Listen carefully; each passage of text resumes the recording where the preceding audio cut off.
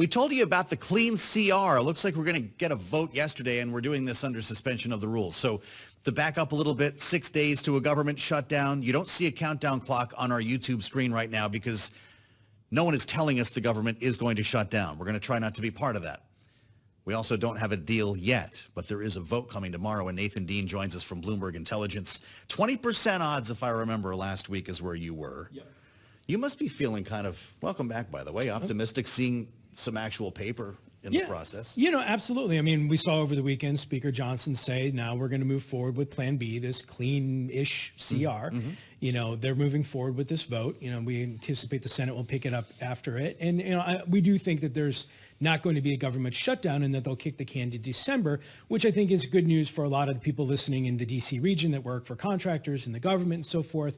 But also it gives us some clarity that we can then just move on to election season and really focus on what the election is. And sort of Congress then, just goes to the wayside and, becomes less of an issue for markets and, equities. This gets done at the last minute, like the last several movies we've seen about this on Capitol Hill, or could they actually get out of town early, go home? I wouldn't discount the congressional desire to get to Reagan or Dulles Thursday night. Okay. So I would say, I'm joking here, but I think they can get it done. Really. I think they can get it done. The jet fume stories are all coming, but that is part of the story here. It's not just that they want to go home and hang out; they want to run. Yeah.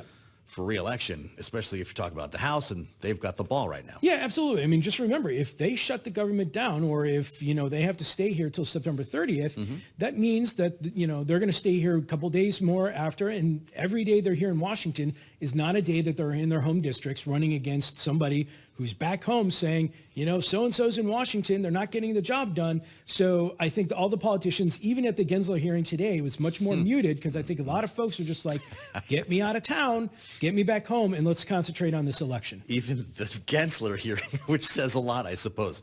He was up there with the whole family, all the commissioners today. Was it the first time we saw that? Yeah, it's been the first time in a long time that we've seen. Was there a purpose? I think there was a purpose, because SEC Chairman Gary Gensler is testifying to the House Financial Services Committee right now. Yeah. The other four commissioners are there, and I think it was really so that some of the Republican members could then just, avoid Chairman Gensler's answers and then go straight to Commissioner Hester Peirce, for example, and say, okay, fine. If Gensler's not going to answer my question, I want to go to Commissioner Peirce. Okay. Commissioner Peirce, will you give me what your thoughts are? And at least allows a debate of sorts. But, this hearing's been somewhat fairly muted, fairly minor, not a lot of fireworks here. But that was our anticipation as well, because it's so late in the year. Understood. As far as funding goes, this plays out as rationally as it seems. The House passes this tomorrow, 3-month stopgap with the help of Democrats. Senate signs off, goes to the president. Anything happening in there that might dislodge this plan? No, I don't think so. I don't think there's really anything like that somebody's going to offer at the last second and say, hey, I'm going to attach this and try and get to the president's desk. We don't see that. What we see is just more of a very basic CR, kicks it to December. And then a lot of people, I think December is going to be actually an interesting time, because depending on the election, if Kamala Harris wins, I think the Republicans are going to try to kick this to, say, the 1st of March of next year and really try and jam her with a government shutdown threat in the first 100 days of her presidency. Okay. So the lame duck period could be a little bit more exciting, because if she wins the election, that's right. Plus, we even heard today Maxine Waters, the ranking member of the House Financial Services Committee, say, let's try and get a stablecoin bill done this year.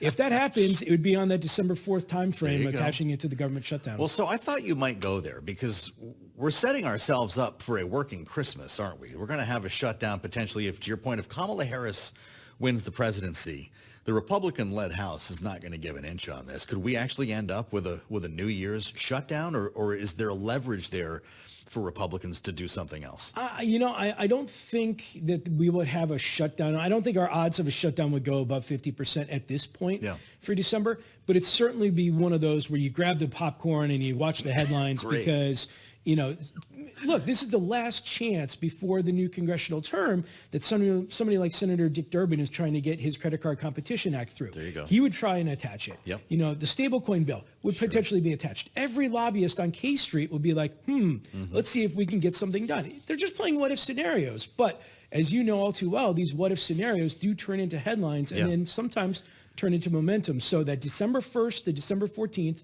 if that's where they go, that first 2 weeks of December, I think could be fairly interesting. You'll be taking those weeks off, right? I think I am. James, I'm taking those weeks off. James is too. Just a minute left here. Crypto bros for Kamala?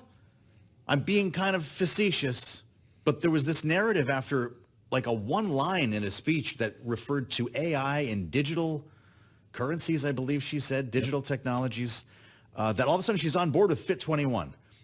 In our remaining moment, where's Kamala Harris on crypto? So we actually think that she's going to be somewhat advantageous for the crypto community next year if she wins.